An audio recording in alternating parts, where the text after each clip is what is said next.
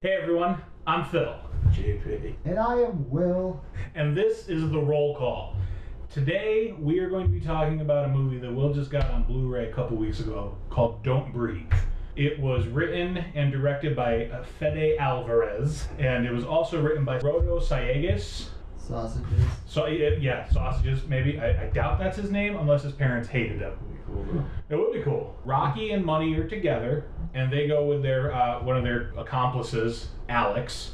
They go to this really, really rich guy's house. They know there's a couple $100,000 in his safe.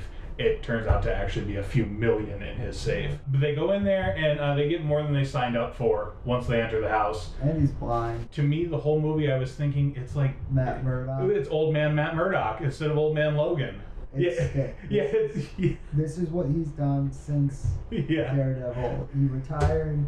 It does make more sense that it'd be Stick as opposed to Matt Murdock. Basically, they have to contend with this guy who's a really good shot for being a blind guy. He's a Marine vet. That's how you got blind. Yeah. He was wounded in Iraq, right? Is that what they said? Yeah, they went. Desert Storm. Well, which was in Iraq. Yeah, but That was after he got back. Some rich kid hit his daughter and killed her. And over the course of the evening, Alex and Rocky discover, and it's only Alex and Rocky, because Money gets his face blown off. Yeah. So Money doesn't make it very far. And Alex and Rocky just basically, they try to survive the night against Stephen Lang's future Matt Murdock, or Stick, if you want. Yes. This is the future of the Marvel Universe. Yeah. They all get really old and have to kill a bunch of motherfuckers. Dark. That twist came pretty fast. And it wasn't so much a twist. It just went from surviving a blind guy to, oh shit.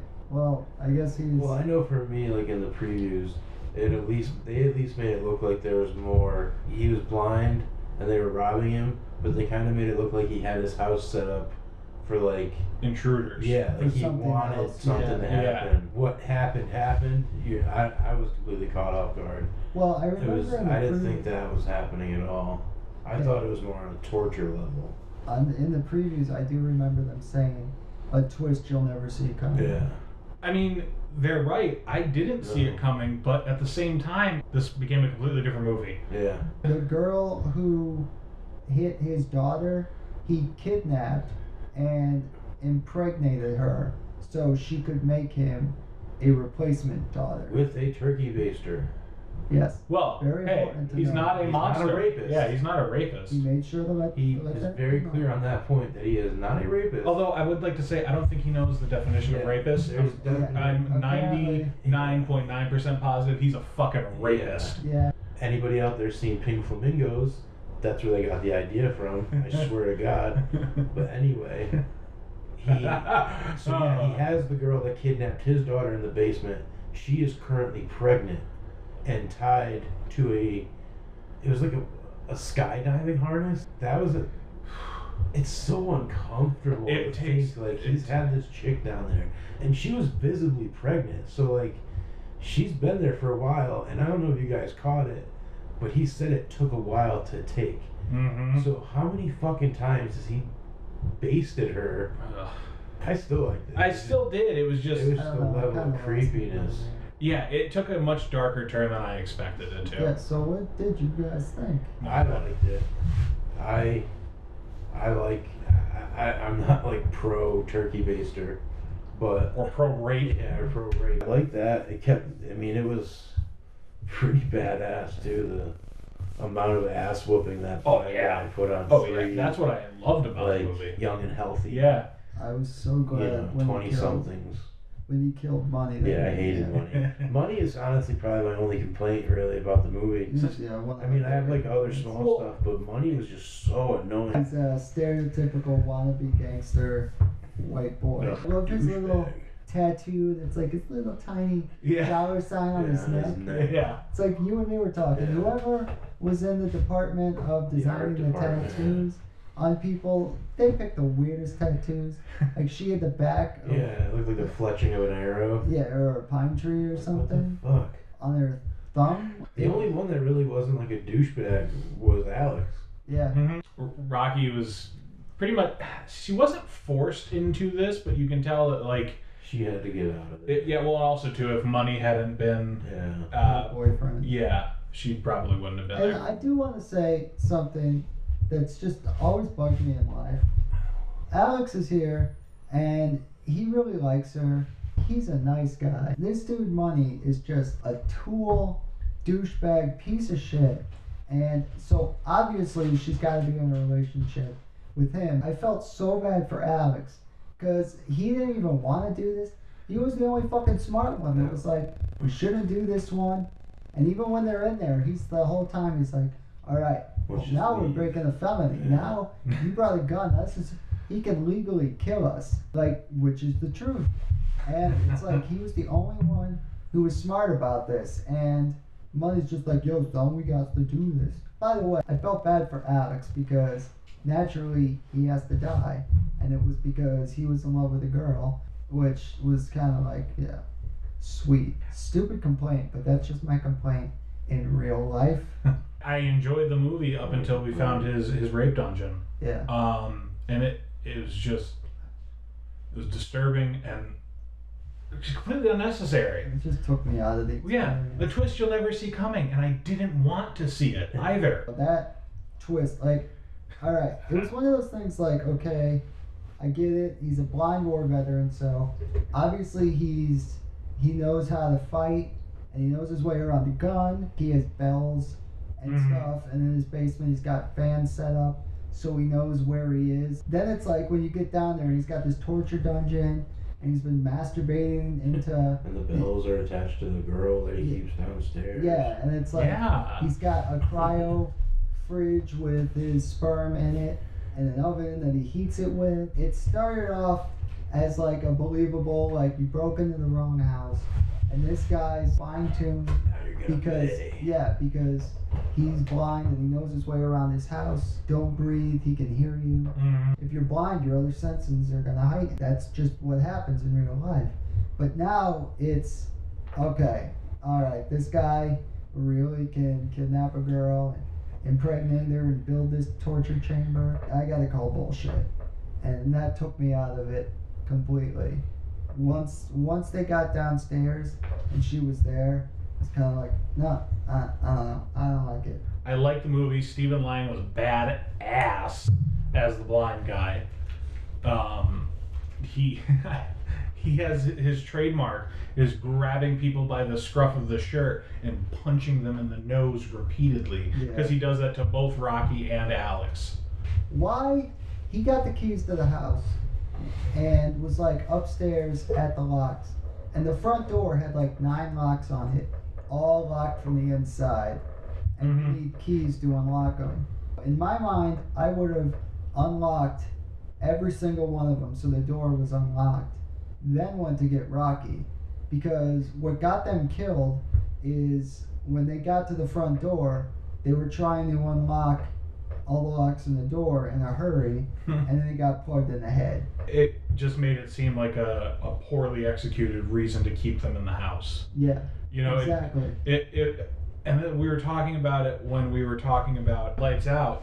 Everything that happened made sense. So even though it clearly were plot devices, it was covered in logic within the movie. In this, keeping them in the house for the last half of the movie didn't make a lot of sense. They could have gotten out of there many times. Yep. They went through so many times of, is Alex dead? No.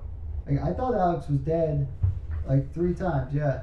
I was convinced he was dead. He got shot and fell out the window. He landed on the glass roof, so you think he's dead there.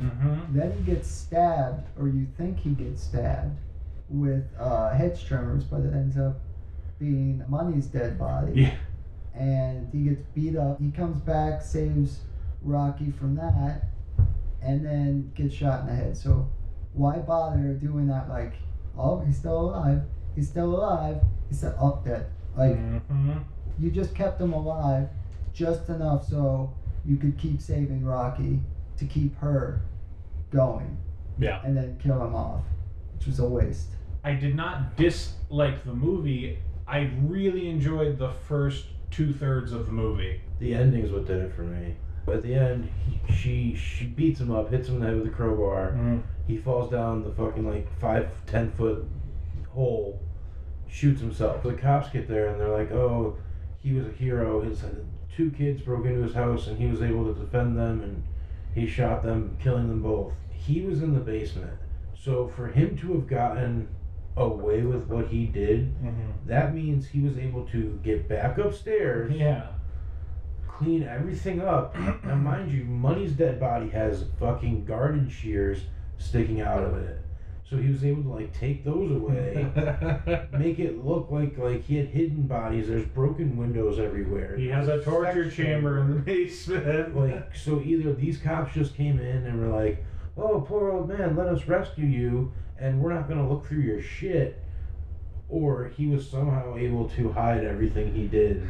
Yeah, Whilst being blind, shot, and having fallen 10 or 15 feet onto his back. Questions should have been asked. Yeah. He should. Well, you know, the way they made it sound at the end was 2 kids broke into his house. He killed them. He's a hero. Nothing was reported stolen. That's it. Yeah. It is cool of him that he didn't report the money stolen. It's kind of like she earned it. She worked hard for that. The movie would have been just effective if 2 people lived. Yeah. Like, they could have gotten out there I'm together. glad Money died. He was the dumbass who fucked everything up. Yeah, but the way they killed, I mean, it didn't bother me because it was like, you're right at that point of, oh my god, like they're about to get away, bang. I agree with that. What bugs me about him dying is the fact that it's like they use that. I already thought he died like 3 times, but I did like the movie. It's like you said, I know I'm bitching, making it sound like I hated the movie, but I did like it. I like the movie. I think this one is just, our complaints are about as big as they've ever been for the movies. Aside from Resident Evil, but that was garbage upon garbage. This was a good movie that had a really downhill 3rd act. Yeah. I'm gonna give it a 6. It would have been a 7 or an 8, but that last 45 minutes of it, a half an hour, just derailed it for me. I wouldn't give it an 8. Ooh, all right, right on. I didn't mind the 3rd act as much. I do like fucking weird movies like that where it's like sick and. You like movies that take a dark turn. Yeah, that doesn't bother me. Definitely made me feel uncomfortable though. That's why I'm gonna give it an 8. It was a good movie. I wouldn't say it's a must see, but I would definitely recommend seeing it. You're squeamish or anything, it's probably not the best movie for you, but yeah, I'd give it an 8. And I'm gonna go in the middle and give it a 7. I liked it. It's definitely an average run-of-the-mill thriller. I know they broadcast it as a horror film. Yeah, it was not. It's definitely more of a thriller suspense. I thought it's a good thriller. Yeah. If you're into that stuff, definitely watch it. I enjoyed it. But I didn't like the obvious manipulation of the character of Alex to just kind of serve as nothing more than to keep Rocky going. I know that sounds stupid, but no, I felt like that was just throwing my face too much.